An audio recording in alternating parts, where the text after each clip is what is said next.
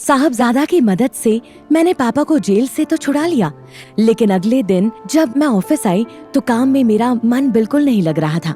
मैं बस अपने केबिन में बैठकर दूर तक फैले समुंदर को देख रही थी और तभी मुझे एक ख्याल आया कि अगर मुझे इस शहर में रहकर अपनी पहचान बनानी है तो मेरे पास अपना खुद का घर होना चाहिए, और ये घर सिर्फ मेरे ही नहीं, मेरे बच्चों के लिए भी जरूरी है।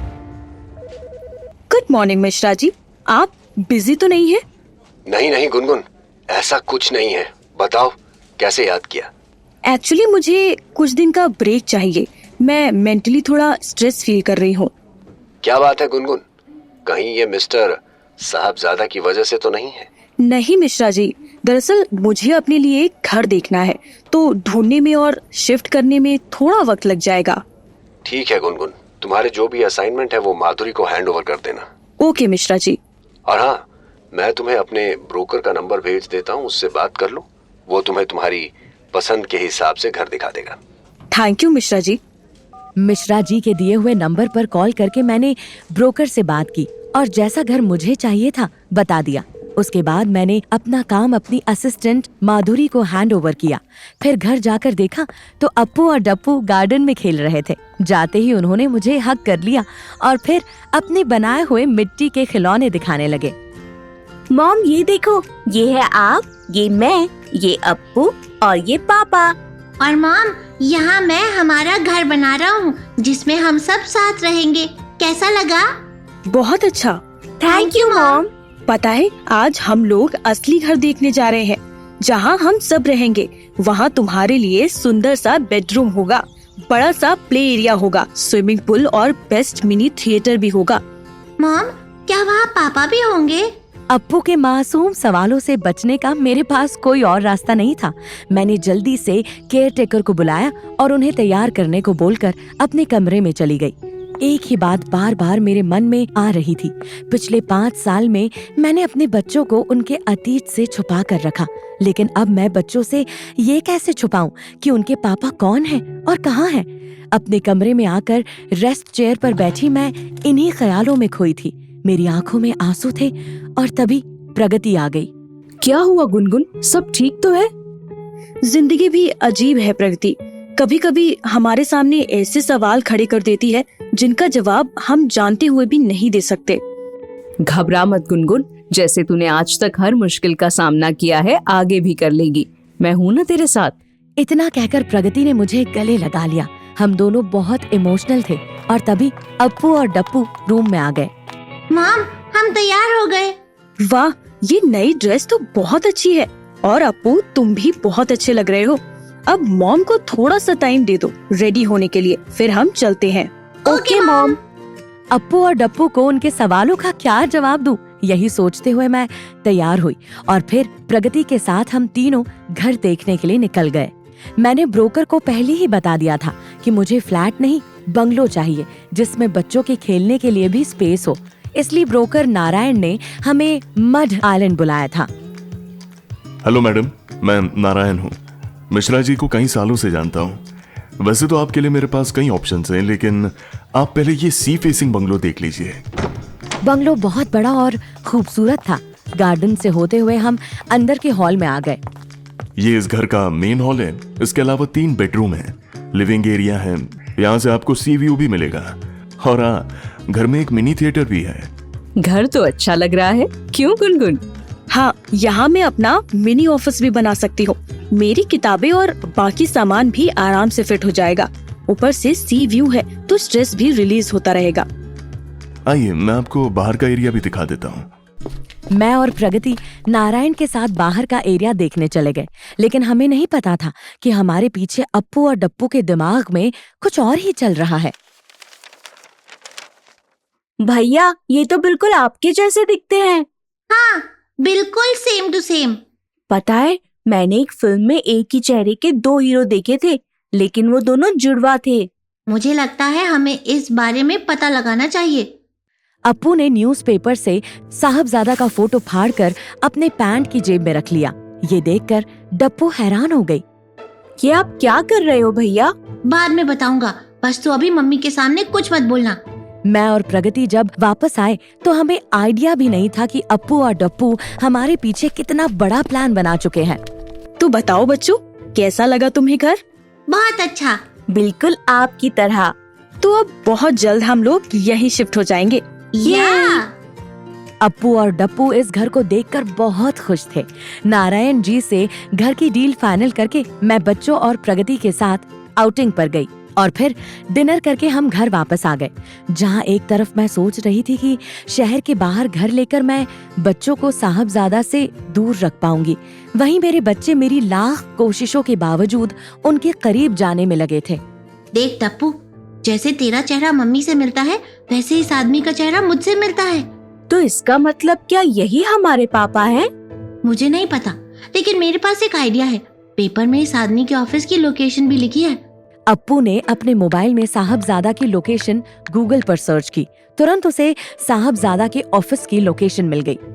लोकेशन मिल गई। अब हम दोनों यहाँ जाएंगे और इस आदमी से मिलेंगे। लेकिन सुन, तुम मॉम को इस बारे में कुछ भी मत बताना। ओके। अगले दिन मैं पूरी तरह बिजी रही क्योंकि अप्पू और डप्पू का एक प्ले स्कूल में एडमिशन करवाना था।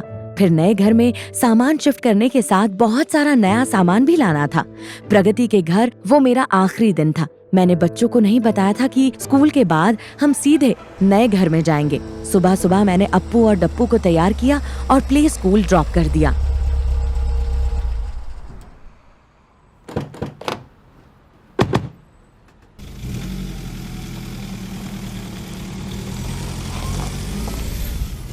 चल टप्पू, उस आदमी के बारे में पता लगाने। और हाँ, मॉम हमें लेने के लिए आएंगी, इसलिए हमें स्कूल की छुट्टी से पहले वापस आना है। अप्पू और डप्पू पैदल ही रोड पर चल दिए।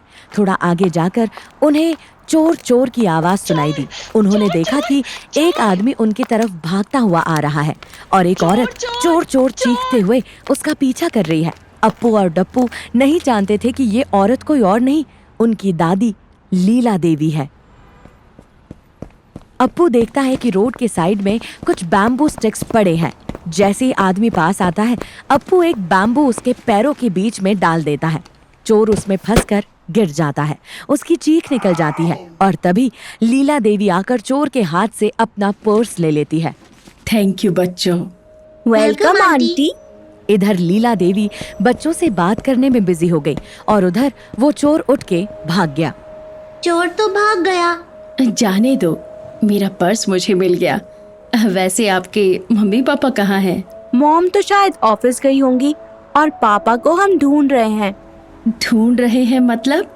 क्या वो कहीं खो गए हैं? हम आपको क्यों बताएं? हमारी मॉम कहती है अजनबियों से ज्यादा बात नहीं करनी चाहिए। ये बच्चा तो बिल्कुल साहबजादा के जैसा दिखता है। बचपन में वो भी ऐसे ही नाक सिकोड़ कर बात किया करता था। क्या हुआ आंटी, क्या सोच रही हैं आप? कुछ नहीं, तुम्हारी मॉम एकदम ठीक कहती है, लेकिन तुम मुझे अपनी दादी समझ सकते हो। मुझे बताओ, शायद मैं तुम्हारे पापा को ढूंढने में तुम्हारी मदद कर दूं। नहीं, हम अपना काम खुद कर लेंगे। लीला देवी दोनों बच्चों की मासूम बातें सुन के मन ही मन हंस रही थी। तभी उनका ड्राइवर कार लेकर आ गया। सॉरी मैडम, आने में थोड़ा लेट हो गया। कोई बात नहीं। बच्चों, तुम्हें कहीं जाना है तो मैं अपनी कार में छोड़ दूं? नहीं थैंक यू, हम खुद चले जाएंगे। बाय। चल डप्पू। अप्पू डप्पू का हाथ पकड़कर वहां से चला गया, लेकिन उन्हें देखकर ड्राइवर को कुछ याद आ रहा था। अगले ही पल उसने लीला देवी से पूछा, मेम साहब, इस बच्चे को देखकर छोटे मालिक का बचपन याद आ गया। वो भी बिल्कुल ऐसी ही बात करते थे। हाँ, अगर साहबजादा का बेटा होता तो शायद बिल्कुल ऐसा ही दिखता। कहते हैं इंसान जितना किसी चीज से दूर भागता है वो उतना ही उसके करीब आती है। मेरे साथ भी यही हो रहा था। मैं अप्पू और डप्पू को साहबजादा से दूर रखने की कोशिश में लगी थी और वो दोनों साहबजादा के ऑफिस में एंटर हो चुके थे और लोगों की नजरों से छुपते छुपाते साहबजादा के केबिन के बाहर पहुंच चुके थे। अप्पू ने अपने पैंट की पॉकेट से न्यूज़पेपर का टुकड़ा निकाला जिस पर साहबजादा का फोटो था और फिर उस फोटो को साहबजादा के चेहरे से मिलाया। भैया, ये तो बिल्कुल आपकी तरह दिखते हैं। आप जैसे ही नाक सिकोड़ कर बात कर रहे हैं। क्या मतलब मैं नाक सिकोड़ कर बात करता हूँ? मेरा मतलब था कि वो भी बिल्कुल आप जैसे ही बात करते हैं। अच्छा, और तुम्हारी जो रोते हुए नाक बहने लगती है उसका क्या? देखो, मुझे कुछ मत बोलना, वरना मैं मॉम को बोल दूंगी कि आप फिर से मुझे चिढ़ा रहे थे। पहले तुमने मुझे चिढ़ाया था। अप्पू और डप्पू जोर जोर से एक दूसरे से बहस कर रहे थे। उनकी आवाज सुनकर साहबजादा अपने केबिन से बाहर आ गए और दोनों बच्चों को देखकर उन्होंने हैरानी से पूछा, तुम बच्चे यहाँ क्या कर रहे हो? साहबजादा की आवाज सुनकर रिसेप्शनिस्ट दौड़कर वहां आई। वो भी ऑफिस में इतने छोटे बच्चों को देखकर हैरान थी। आई एम सॉरी सर, पता नहीं ये बच्चे यहाँ तक कैसे आ गए। चलो बच्चों, बाहर चलो। रिसेप्शनिस्ट दोनों बच्चों को लेकर बाहर जाने लगी, लेकिन तभी साहबजादा ने उसे रोक लिया। 1 मिनट रुको बच्चों, क्या तुम यहाँ गलती से आ गए थे? क्या हम आपको 1 या 2 साल के छोटे बच्चे लगते हैं जो गलती से आ जाएंगे? अप्पू का ऐसा रिप्लाई सुनकर रिसेप्शनिस्ट सर झुकाकर स्माइल करने लगती है, क्योंकि आज तक साहबजादा से किसी ने ऐसी बात नहीं की थी। अच्छा, तो फिर यहाँ क्या कर रहे हो? हम तो अपने पापा को ढूंढ रहे हैं। इसके बोलने का अंदाज तो बिल्कुल गुनगुन के जैसा है, चेहरे की बनावट भी बिल्कुल वैसी ही है। सर, मैं इनको बाहर लेकर जाती हूँ और पूछती हूँ कि इनके पापा कहाँ हैं। नहीं, क्या तुम्हारे पापा कहीं खो गए हैं बच्चों? पता नहीं, हमारी मॉम ने हमें अपने पापा के बारे में कभी बताया ही नहीं। तुम्हारी मॉम कौन है? उन्होंने तुम्हारे पापा के बारे में क्यों नहीं बताया? हम आपको क्यों बताएं? आप क्यों पूछ रहे हैं उनके बारे में? अप्पू का जवाब सुन रहे साहबजादा अचानक नोटिस करते हैं कि वो भी उन्हीं की तरह नाक सिकोड़ कर बात कर रहा है। तुम मेरी नकल क्यों उतार रहे हो? नकल तो आप मेरी उतार रहे हो। मैं तो बचपन से सबसे ऐसे ही बात करता हूँ। मैं भी बचपन से ऐसी ही बात करता हूँ।